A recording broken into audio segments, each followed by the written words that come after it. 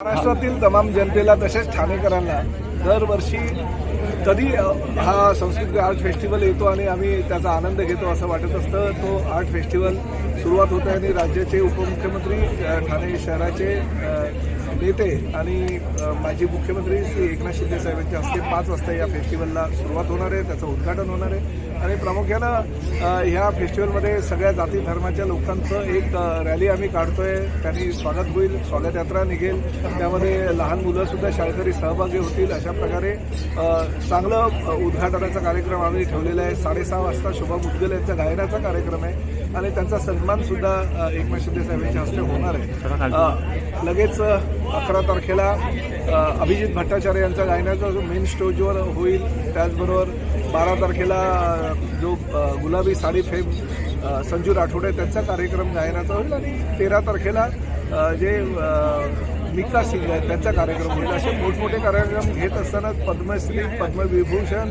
आणि मोठे मोठे कलावंत या आर्ट फेस्टिवलमध्ये सहभागी होऊन आपली कला सादर करतील। प्रामुख्याने तुम्ही त्या ठिकाणी बघितलं राजा रवी वर्मा यांच्या पेंटिंग्स आहेत, आमचे रेड्डी साहेब या ठिकाणी आलेले आहेत। म्हणजे 19व्या शतकातले आणि 1894 पासूनच्या काही पेंटिंग्स या ठिकाणी उपलब्ध होतील। ठाणेकरांना ते बघायला मिळतील, ह्या फेस्टिवलला भेट देणाऱ्यांना ते बघायला मिळतील।